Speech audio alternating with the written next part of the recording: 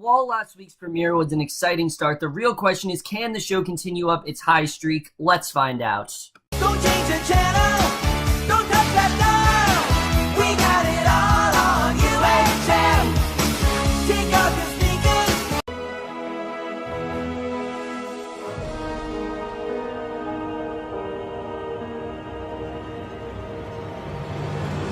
Hey guys, it's remember Star Trek Discovery, Season 1, Episode 3, Context is for Kings, and I was really looking forward to this episode, but at the same time, while I did enjoy last week's premiere, as you guys know, that was essentially just a prologue. It was just giving us context, Burnham, and to some of the other characters that were going to be in the show. It wasn't the actual start, so I was a bit cautiously optimistic. I went to the show like, alright, it was a fun start, but it wasn't the actual start to the show. Who knows how the actual product is going to be? Well, quickly, all of those fears were diminished because this was a fantastic episode. I really loved what we got here. We got introduced to a lot of potentially interesting characters, and I definitely am really enjoying the show so far. I know there are a lot of people that aren't, but I am really enjoying the show. Again, keep in mind, guys, I'm not really a Star Trek person. I've literally just seen the J.J. Abrams movies, and that's it. But what we're getting from the show, I'm really enjoying so far. But let's just get right into it. So we start off, we picks up 6 months after the premiere, and as we know, Burnham is actually on a prison transport ship to a mining colony, and her reputation precedes her with some of the other prisoners. They're talking about how, she's like this rebel now because of what she did, and she just has this really bad rep, and that's something that really does kind of haunt her throughout this episode. There's a proximity alert, a small organism attached to the ship and begin draining it of power. The pilot goes outside the ship to deal with the problem, but her safety tether snaps and she just floats away, and the other prisoners are panicking, but Burnham, she's completely calm throughout this whole ordeal. And Burnham in this episode is pretty much a shell of what we saw last week. I mean, she very much is just broken. She's destroyed. She's emotionless. I mean, it just seems as if, she's just kind of destroyed in every way. And there's a Starfleet ship, the USS Discovery, actually appears in front of the transport and draws a smaller vessel into its landing bay. And I loved the way that was done. Immediately we know that, okay, this is it. We're going to get on the Discovery. And one of the prisoners notes that the ship is pristine, indicating it was just built. Commander Landry of the Discovery actually introduces herself and leads the prisoners inside. And another prisoner then notes a large number of silver science officer suits, indicating the Discovery is actually a science vessel, and that's really all it's meant to be. They also notice armed and armored guards with black badges, which none of them have ever seen before. So this just seems like a ship that's brand new. It's nothing that, anyone's really known up to this point, but the prisoners are taken to the mess hall for food, and Burnham sees one of her old Shenzhou crewmates, but she ignores her again because Burnham's really not well respected amongst these people because the fact of what Burnham did do. I mean, Burnham is the one who pretty much was the orchestrator of the attack on the Klingon. She wanted to, she went to violent matters. She kind of erupted into chaos, and she kind of is the reason why Georgia was killed, and everyone knows that, and that's something I think that is going to very much hurt Burnham moving forward. And we do see that even people like her own crewmates, they just can't look at her in the eye because they just see her as the person that completely destroyed the mission. She destroyed the Shenzhou, and the other prisoners are attacking her, but she fends them off with Vulcan martial arts, so she's really using this to her advantage. And Landry puts a stop to the brawl and tells Burnham the captain actually wants to see her, and this was a really great introduction to her character.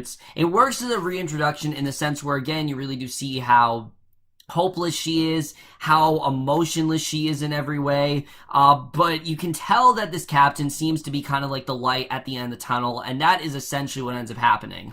We then see her, she's brought to the bridge where she finds Saru sitting in the captain's chair, and she's brought to the ready room of Captain Gabriel Lorca, and Jason Isaacs, I knew was going to be awesome on the show, but his introduction was even better than I could have imagined. I really am interested in this character. He explains that he has an eye injury that makes him sensitive to light transfers, and Burnham suspects that she is not on the Discovery by chance. Like, she's here for a reason. Like, they purposely recruited her, and Lorca suggests the universe hates waste. He asks Burnham to help with an engineering project that they have ongoing on the ship, but Burnham refuses. You can tell that she just doesn't really want to be a part of this. I think because she herself knows that, you know, the last time it didn't really go so well, and I think she just feels she doesn't deserve it, but Lorca insists, saying that there are no free rides on his ship. He says he will use whatever resources are available to him to accomplish his mission, which is simply to win the war. The war against the Klingons is still going on, and he is determined to, you know,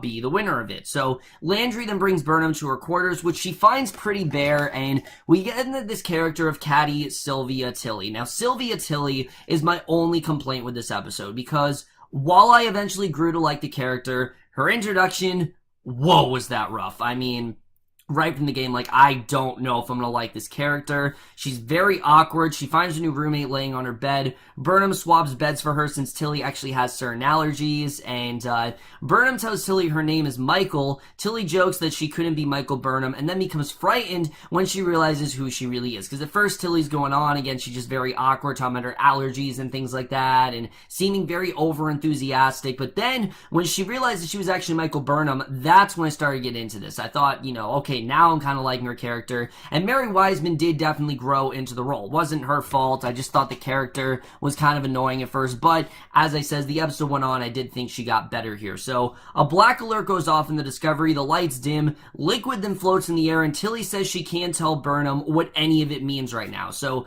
clearly there's something going on. We don't know what that's all about, but later Burnham dresses for duty in a plain uniform with no badge because, again, she really doesn't have any sort of credits or anything like that. And I think this was a real, this was just a real transition. I think it's just really symbolizing how broken and empty Burnham really is. She feels like, you know, her life is kind of pointless right now. She doesn't really have much of a purpose, and she's just kind of going on with things. So Saru then greets her at her door, and I really liked Saru last week, but this episode confirms that he's going to be one of the best parts of the show. I really love Doug Jones here.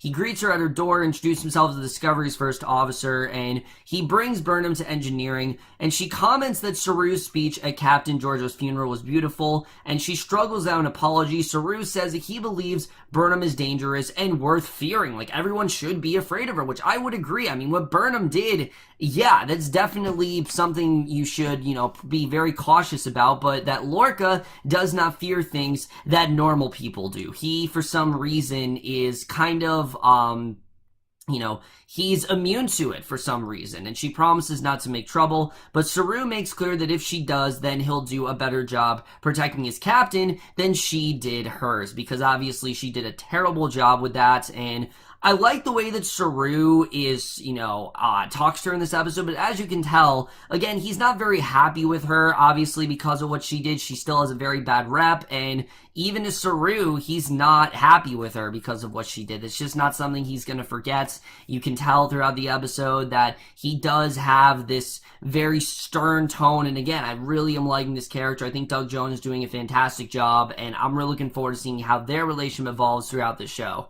So Burnham enters engineering. She's to report to Lieutenant Stamets, who, again, was a character I was very much looking forward to. I love Anthony Rapp. I've loved him since Rent. I think he's just such a fantastic actor, and he was really great here. She's told that he's in the classified area, and when she remarks that Starfleet labs aren't classified, she's simply told that this is Discovery. It's not like the Shenzhou, and she tries to take a workstation next to Tilly, but she's told that they have assigned ships, so she can't go there, and Stamets then exits the classified area, and he puts a pod into a containment unit, and Burnham and Stamets immediately have a very tense introduction. Burnham notices that he brushes some silvery dust off his shoulder. He gives her some lines of code to reconcile, and again, he wants nothing nothing to do with her because, again, he knows of Burnham's rep and he wants to stay as far away from her as possible because he doesn't want to get involved with that. So he gives her some lines and tells her to get busy, noting that they do not have assigned seats, and she works until everyone but Stamets is gone from the lab. Stamets is actually discussing a joint project with a colleague over a video communication, and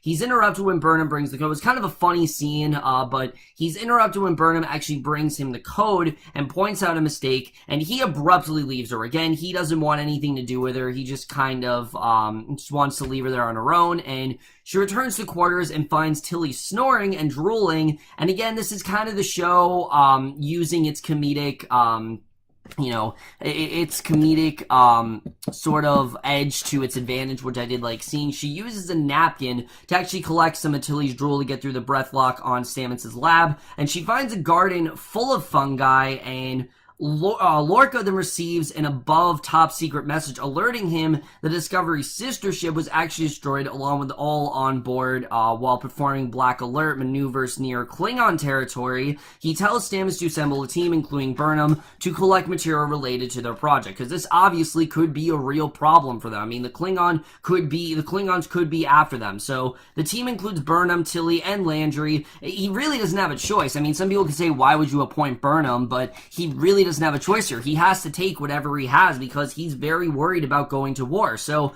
on the transport, Tilly actually apologized to Burnham clumsily, and Stamets and Burnham then spar over science as Burnham tries to get up to speed on what they're doing, and Stamets explains there's no difference between physics and biology, that physics has biology, and they kind of just correlate with each other in that way. So Stamets actually resents Burnham for starting a war that allowed his and his now deceased friend's work to be co-opted by a warmonger like Lorca. So you get the sense that he actually knew people who were on the Shenzhou, and he's really not happy about it at all. The fact that Lorca is the one that was appointed, he very much doesn't trust, and I'm looking forward to getting more into the history between Stamets and Lorca, because it's clear these two have very bad blood between each other, and we don't exactly know why. I mean, Lorca, we already can tell there's something really shady about him, but Stamets, clearly, there's something not right there. So the transport docks the Discovery's sister ship, and Stamets notices spiral markings on the ship's hull. The ship is dark. They find bodies torn apart or bending on themselves, inside or turned inside out, and Tilly finds a correlation with the markings. They notice a Klingon Batleth, and Stamets says that if they know about the device, then it's all over. So they discover a dozen dead Klingons, but their bodies aren't mutilated like the Starfleet officers, and there are claw marks on the walls torn through reinforced metal, and they find a living Klingon who shushes them just before being taken by a monster, and the team loses one soldier, but they make it to the engineering lab and lock out the monster for now. So they investigate, they gather the materials they need. They're trapped and need more time, so Burnham draws the creature's attention and starts crawling through the Jeffries tubes, and this is how she kind of gets on their good side. The creature falls, but Burnham, reciting Alice in Wonderland, actually drops down from the starship to the transport, and they do escape. So Burnham actually was the one that got them to escape. This does kind of reinstall their faith in her, and I very much did like seeing that. Again, she's not necessarily on good terms with everyone right now, but you can see that she has in fact shown why she can be a real asset to the team, why she can actually help out the team rather than ruin the crew, and I very much did like seeing that. So later, Burnham reports to the bridge, and she has this moment with Saru, who admits that she actually was a very valuable asset for Starfleet, and that she really could help out Starfleet. And it seems like a lot of his, sort of animosity towards her, it very much has diminished, and I like seeing that. I really do like this bonding between Burnham and Saru. These two do, in fact, have a past with each other, and I'm looking forward to seeing where they go. I really liked their relationship, but Burnham enters Lorca's ready room, and Lorca invites her to stay on the Discovery, and he says not to worry about Starfleet, that he's been given permission to win the war by any means necessary, and she flat out declines. Again, she has no interest in getting involved in this because of what happened last time, and she wonders why Lorca really wants her, especially when she has such a bad rep. Why is he so adamant on recruiting her? And she believes that Lorca is building a biological weapon that's actually banned by war treaties, and that he believes that she, as a mutiner, will do anything to get out of her imprisonment, which is kind of true, kind of not. I think she kind of has given up, but Burnham says she may not hold rank anymore, but she still lives life like a first officer of Starfleet, and nothing's going to change that. He's not going to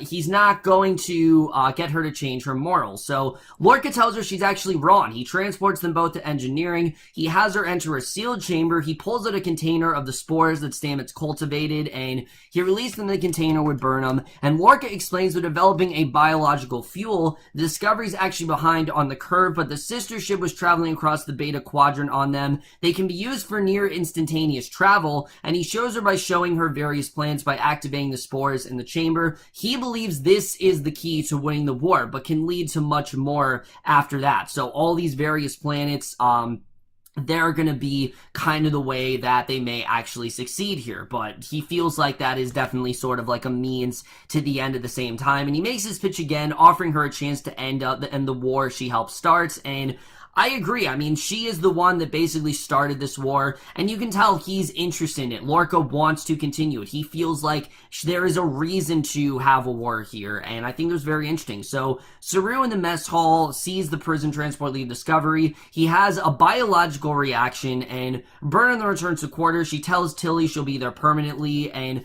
for the first time in the episode, she really opens up to someone, because Tilly's surprised to see an actual book among Burnham's collections, and it's a copy of Alice's Adventures in Wonderland. And we find out her foster mother, Amanda Grayson, actually read it to her on Vulcan, and it taught her a lot about the limits of logic. And we get this nice scene with Tilly where Tilly admits that she wants to be a captain, and she wants to maybe take up the mantle if something were to happen to Lorca. And I really like this. You know, Tilly, again, started off rough for me as a character, but after this, I really liked her. I thought Mary Wiseman did a really good job in this scene, and I'm like, all right, this side of Tilly, I really do like. If we dial down on maybe the more obnoxious, awkward side of her character and focus more on this side and how she's like Burnham's best friend and these two strike up a friendship, then I'm really gonna like it. And I really did like the scene here, because again, we started off with Burnham just not wanting anything to do with anyone because she knows that she's just very dangerous and everyone's talking about her, and we actually end where she's in a place where maybe she does have someone, and I did like seeing that. So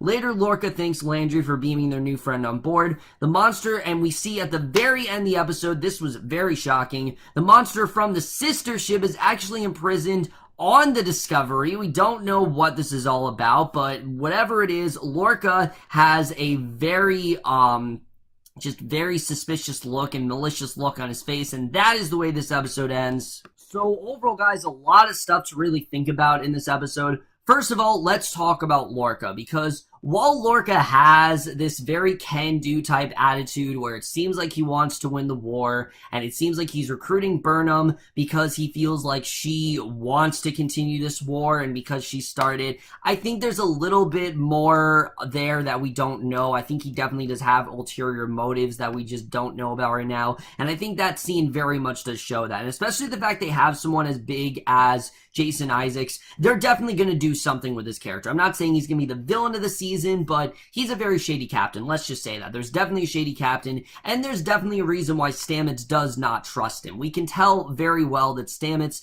this is like the last person he wants to commander the ship, and there's definitely a significant reason why. We don't know too much about Lorca right now, but already I'm very intrigued by this character. Jason Isaacs, you know, he can be in anything, and he, will make a character compelling, but here I'm really liking where we're getting with this character. I'm very interested in seeing really what he's all about, because there's definitely something about him, and I'm very intrigued to see where he does go here. Burnham as well, I'm very interested in her character. I know it was a little bit rough with her with some of the choices that she made, but I'm really liking where Burnham's going, because she knows very well what she did. She did in fact cross the line. She did go too far, and it's so bad to the point where she really doesn't trust herself. She feels like all of the hatred, all the comments, all of the, bad publicity she has, well, not publicity, but all the bad gossip and all the bad, shit talking that everyone's doing, it's warranted. She knows very well that she fucked up, and she doesn't really feel that she can come back from it. But here comes Lorca, who's kind of restoring faith in her. Between him and Tilly, and even I'd say Saru to an extent, it really does seem like they are building up Burnham's confidence again, and I think she is going to eventually end up in a place where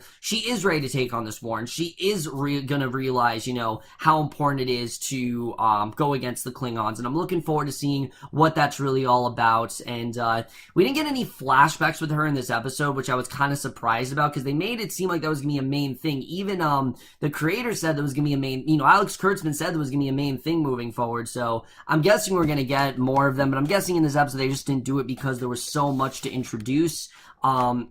As far as Tilly, like I said, she was really my only complaint with this episode. She started off kind of rough, but I like where she's headed here. Now that she wants to be a captain, and her and Burnham have this really, it seems like genuine friendship. It seems like Tilly really does care for her, and it does seem like maybe Tilly is going to be someone who actually is there for Burnham, so I'm liking where they're going. And I like her relation with Saru as well. You know, Saru, he's someone who can sense danger and can sense death, but you can tell that he does definitely care for Burnham, even though I think there's a part of him that feels like, oh, you know, she's volatile and I need to get the hell away from her. I think there's also a part of him that says, you know what, I've been with her for this long, I might as well stick around, and I think that's really what he's gonna do. I think these two have this bond, and I'm really liking where they're going. You know, there's so many years of history between them. We know they've been on the Shenzhou for a long time together, so I'm really looking forward to getting more into Saru's character. I really am liking where we're getting with him so far, and I think Doug Jones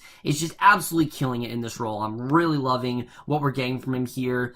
And I guess the only other thing to really talk about, again, we still don't really know what happened to Burnham's parents. There's a theory that her parents were killed by Klingons, which I think very well could be true, that might be the reason why she has such a hatred against the Klingons, but it wasn't, like, explicitly stated. They didn't really say, so I think we're getting more into that, very soon. But I'm definitely liking this crew, I have to say, a lot more than the last crew. Again, they really took the time to care for these characters. They really took the time to show who everyone is, and that's something I'm definitely very impressed by. And that is an improvement over last week. If you remember, the only characters I cared about were Saru, Burnham, and Giorgio. Oddly enough, Burnham and Saru are the only ones that lived, but I didn't really care about the other crew members, and now, so far, I really am, and I'm really liking where we're going with all these characters so far.